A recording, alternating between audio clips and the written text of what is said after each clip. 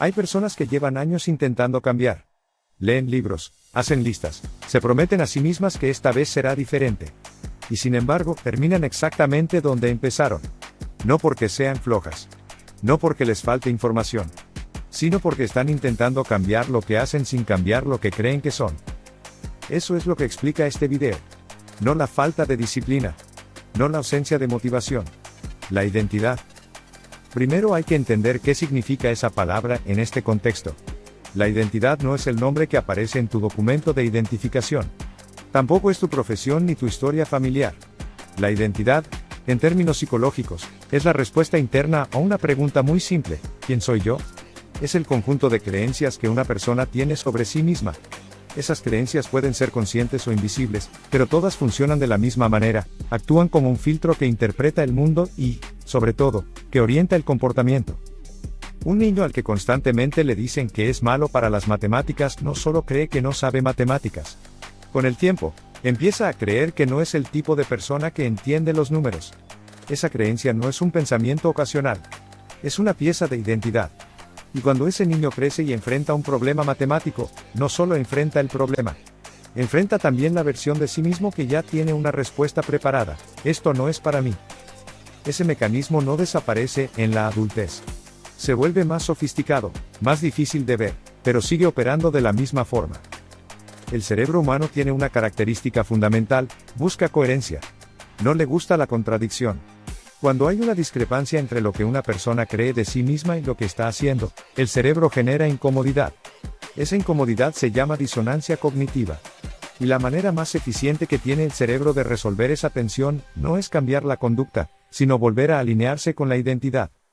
Esto explica por qué ciertas personas pueden mantener un hábito durante semanas, tener resultados visibles, y aún así terminan abandonando. No porque el hábito sea difícil, sino porque el hábito entra en conflicto con lo que esa persona cree que es. Alguien que se ve como una persona desordenada puede limpiar su cuarto un sábado. Puede incluso mantenerlo ordenado varios días. Pero si la creencia central no ha cambiado, si en el fondo sigue creyendo que es desordenada, el cerebro va a generar una presión constante para volver al estado que considera normal. El desorden no es solo una consecuencia de no limpiar. Es una expresión de identidad que el cerebro interpreta como coherente. Lo mismo sucede con el dinero. Alguien que se ha definido a sí mismo como alguien que nunca tiene suficiente, que ha crecido escuchando que el dinero es difícil, que ha interiorizado la idea de que las personas como él no acumulan riqueza, puede recibir un ingreso extra y gastarlo en días sin saber exactamente por qué. El gasto no es irracional desde el punto de vista de la identidad. Es coherente con ella. El cerebro está haciendo exactamente lo que le corresponde: mantener la consistencia interna. Este es el núcleo del problema que afecta a la mayoría de las personas que intentan cambiar, atacan el comportamiento sin tocar la identidad. El modelo más común de cambio personal funciona así: alguien decide que quiere mejorar. Establece una meta. Define acciones. Intenta ejecutarlas.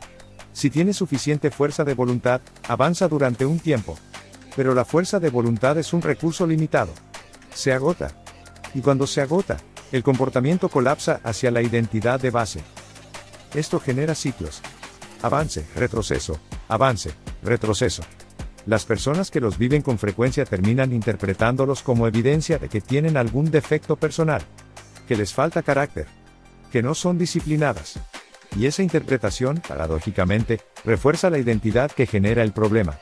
El ciclo no solo continúa, se vuelve más sólido. La pregunta correcta no es: ¿por qué no tengo suficiente fuerza de voluntad? La pregunta correcta es: ¿con qué tipo de persona estoy siendo coherente cuando abandono? No actúas como quieres actuar. Actúas como eres. O más precisamente, como crees que eres. Este punto merece un momento de atención porque parece simple pero tiene implicaciones profundas. Las decisiones cotidianas no son el resultado de un análisis racional en tiempo real.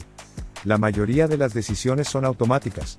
Son respuestas que el cerebro ejecuta de forma eficiente porque ya sabe qué tipo de persona está operando. Si una persona cree que es impulsiva, no necesita pensar mucho para actuar impulsivamente. Si cree que es insegura, su cerebro ya tiene preparada una respuesta de retirada ante situaciones que implican riesgo social. La identidad reduce el costo cognitivo de tomar decisiones. El problema es que también reduce la posibilidad de tomar decisiones distintas. Esto no significa que el comportamiento sea completamente rígido.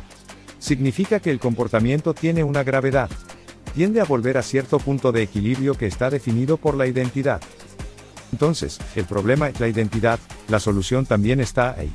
Y eso implica un cambio de enfoque fundamental. La mayoría de las estrategias de cambio personal empiezan con resultados y van hacia atrás. Quiero este resultado, por lo tanto necesito estas acciones, por lo tanto voy a esforzarme más. Ese enfoque no es incorrecto, pero es incompleto. Le falta un nivel. El nivel más profundo no es el resultado ni la acción. Es la identidad.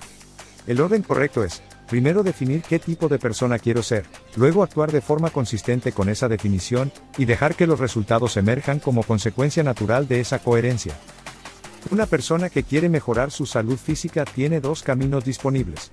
El primero, proponerse ir al gimnasio 3 veces por semana y sostenerse con fuerza de voluntad.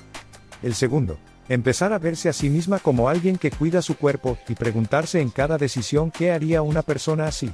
La diferencia no es cosmética. En el primer camino, el ejercicio es una obligación externa.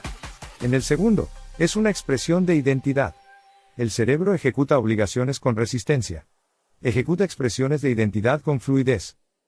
El cambio real no empieza cuando una persona intenta más fuerte. Empieza cuando una persona empieza a ser diferente.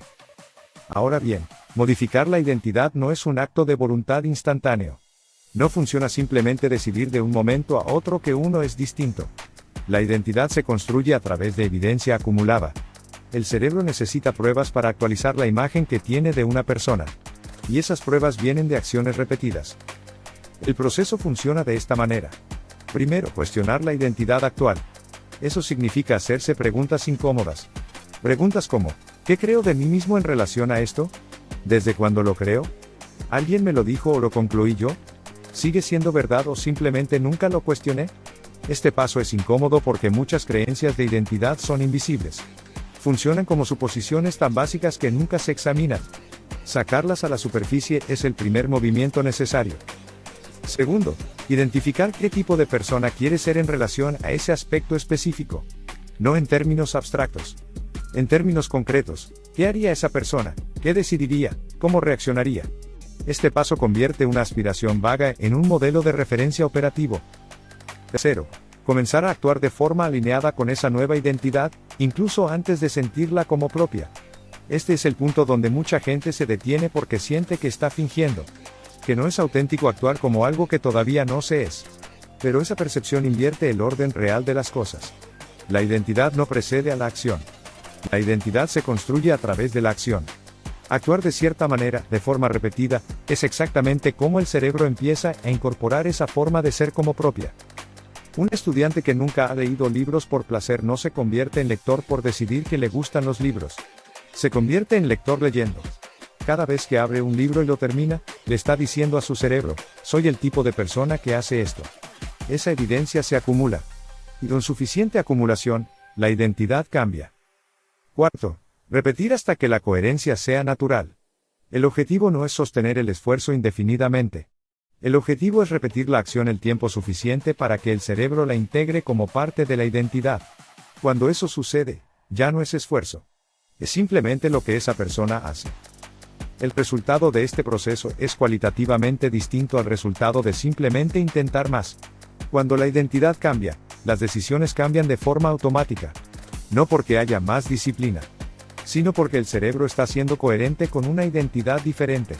La persona no tiene que convencerse cada día de tomar ciertas decisiones. Las toma porque son consistentes con quien cree que es. Alguien que se ha construido una identidad de persona ordenada no mantiene el orden porque se lo recuerda constantemente.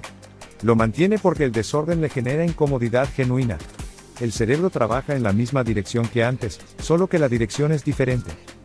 Este mecanismo también explica por qué ciertas personas parecen cambiar de forma sostenida mientras que otras nunca logran mantener un cambio por mucho tiempo. Las primeras, generalmente sin saberlo, modificaron la identidad. Las segundas solo modificaron las acciones. La identidad no es destino. No está fijada desde el nacimiento ni es inmutable. Pero tampoco cambia solo porque una persona quiere que cambie. Cambia a través de un proceso consciente que empieza por examinar lo que ya existe, definir lo que se quiere construir, y actuar de forma repetida en esa dirección. Los resultados que una persona tiene hoy no son el resultado de sus acciones de las últimas semanas. son el resultado de la identidad que ha construido a lo largo del tiempo. Y la única forma de tener resultados distintos de forma sostenida es construir una identidad distinta. No hay versión de ti mismo que no actúe en coherencia con lo que cree que es. La pregunta no es si vas a ser coherente. La pregunta es con qué vas a hacerlo. Si este video te resultó útil, déjalo en los comentarios. Eso ayuda a que más personas lleguen al canal. Si quieres seguir viendo contenido de este tipo, suscríbete.